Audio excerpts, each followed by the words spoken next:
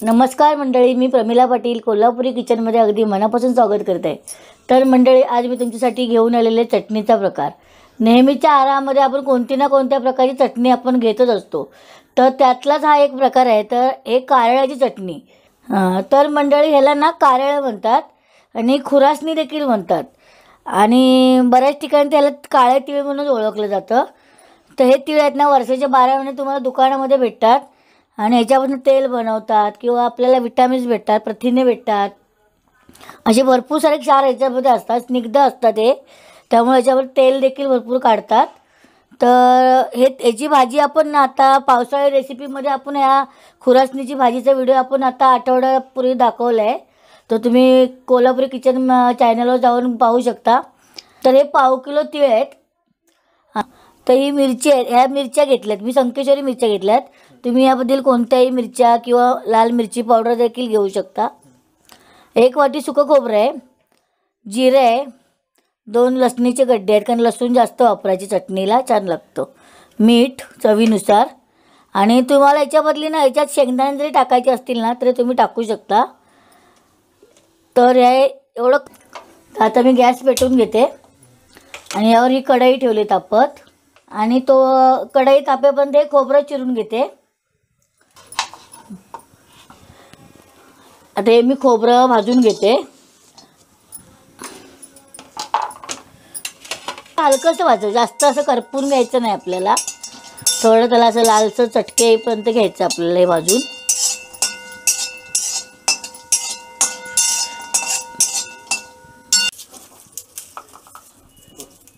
आता ही लसूण आहे ना, मी अशी सालीसकटच भाजून घेणार आहे.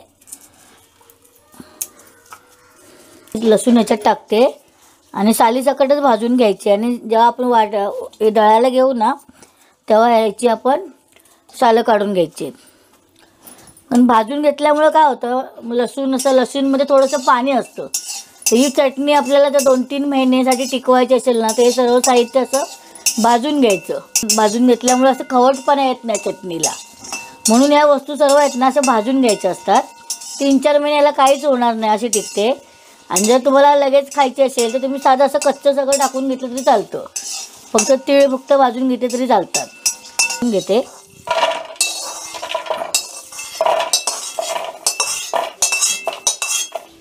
आता ह्या मिरच्या मी भाजून घेते. ह्या पण अशा ओलसर असतात ना, आता ह्या पावसाळ्याच्या दिवसात कसं हे नरम पडलं असतात तर मिक्सरला मग असं वाटत नाहीत, म्हणून हे थोडंसं असं गरम करून घ्यायचं आपल्याला. देठासकटच टाकणार आहे मी. तर यामध्येच मी जिरे टाकून घेते भाजायला. जिऱ्यामुळे असं वास सुंदर येतो आहे चटणीला. एकदम अशी झटपट होणारी रेसिपी आहे आणि एकदम कमी साहित्य लागतं. ते बघा, मिरच्या भाजून घेतल्यात, मस्त कुरकुरीत आवाज येतोय बघा.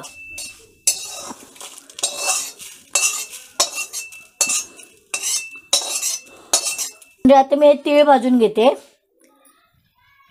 हे तीळ आपल्याला साधारण हलकेसेच भाजायचे तडतडेपर्यंत. आणि मंडळी, ही तीळ आहेत ना, ह्याची सेम चटणी सूर्यफुलाची होते. म्हणजे सूर्यफुलाच्या ज्या बिया असतात ना त्या साधारण मोठ्या असतात. ही छोटीशी साईज आहे तर त्या मोठ्या असतात आणि त्याचं तिळकूट पण छान लागतं, एकदम सेम असंच लागतं. पण ते कसं बाजारामध्ये वर्षाचे 12 महिने मिळत नाही, त्यामुळे लोकांची पसंती आहे ना ती ह्या तिळामध्येच आहे. असं तडतड आवाज येतो.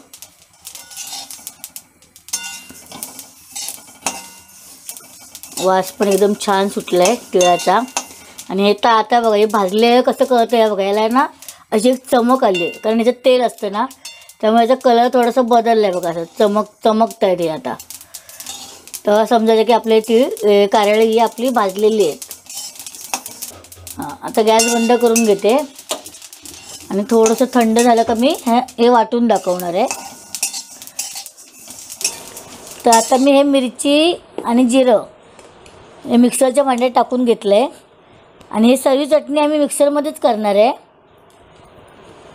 आणि हे मिरची आणि जिरं आपण बारीक करून घ्यायचं आहे.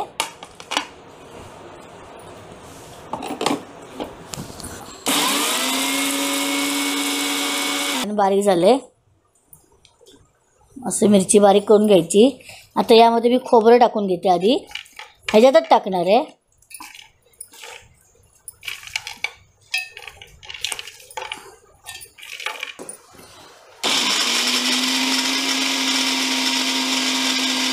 असं छान बारीक झालं आहे.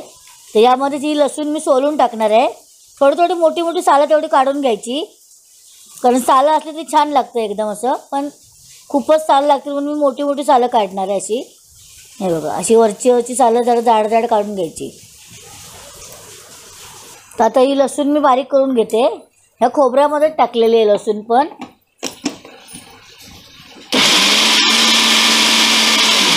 ही लसूण बारीक झाली आहे. आता मी ह्याच्यामध्ये थोडं मीठ टाकणार आहे.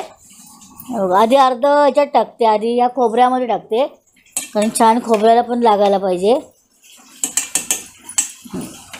आणि बाकीचं आहे मी तिळामध्ये टाकणार आहे.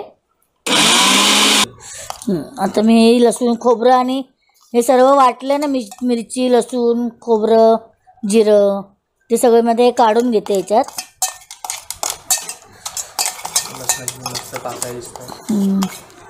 बघा लसूण पण छान असं वाटलं आणि एकदम मस्त झाले. खूपच बारीक पावडर नाही करायची, अशीच थोडं जाडसर चांगलं लागतं चटणी. हां बघा, आता हे छान थंड पण झालेत आणि एक कढईतच ठेवलेले एकदमच गार होऊ नये म्हणून. हां आता एक कुरकुरीत झालेले तसे एकदम. आता मी मिक्सरमध्ये टाकून घेते, 2 वेळा वाटायचे. तर आता ही आहे ना, आपल्याला कंटिन्यू मिक्सर फिरवायचं नाही, असं चालू बंद करायचं आपलं. मग एकसारखं असं लावलं ना आपण तर ते एकदम त्याच्यात तेल असतं, त्यामुळे ते ओलसर होतं आणि मग तिळ वाटले जात नाहीत. आणि आपण असं केलं ना चालू बंद, तर त्याची पावडर तयार होते. हे बघा, हे बघा, ही अशी पावडर तयार व्हायला लागते. छान असं बारीक झालं. आणि हे जर आपण कंटिन्यू वाटलं असतं ना, तर मग त्याच्यामध्ये तेल असल्यामुळे त्याचा गोळा तयार होतो. तर आपल्याला अशी ही पावडरच करून घ्यायची आहे. त्यात खोबऱ्यामध्येच मी हे सगळं टाकून घेणार आहे, तिळकुट पण. छान कारळे एकदम मस्त बारीक झालेले आहेत. हां आता हे आहे ना, आता मी सर्व एकत्र टाकलेलं आहे. खोबरं जिरं तीळ लसूण हे सगळं मी आता एकत्र मिक्स करते आणि त्याच्यामध्ये हे कारळे देखील टाकलेत. तर असं छान असं मिक्स करून घ्यायचं आपण. आणि हे मिक्स झालं ना, की पुन्हा एकदा मिक्सरला वरच्यावर फिरवायचं, म्हणजे हे चांगला मसाला मीठ असतं ना ते एकत्र लागतं. तर मी तुम्हाला दाखवते एकदा करून कसं ते. एकदम साधी सोपी सरळ रेसिपी आहे. आणि हे जे कूट आहे ना कारळ्याचं, हे आपण म्हणजे असं भाकरीसोबत तर खातोच. जी भाजी म्हणून भाकरीसोबत आपण कांदा आणि चटणी घेतली ना तर छान लागते एकदम.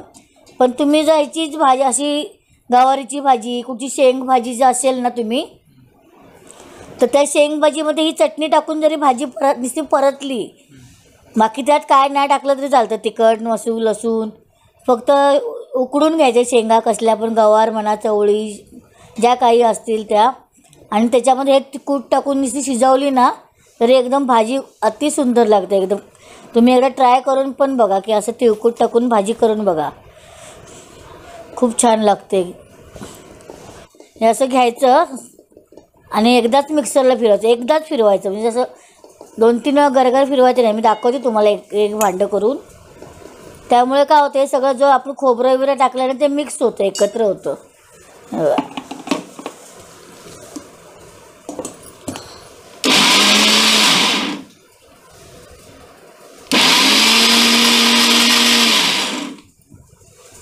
हे छान आता असं बघा, म्हणजे हा मसाला तीळ आणि सगळं आहे ना खोबरं एकत्र एक जीव झालेलं आहे बघा. मग असं हे सगळं करून घ्यायचं आणि ह्या प्लेटमध्ये मी काढून दाखवतो तुम्हाला आता.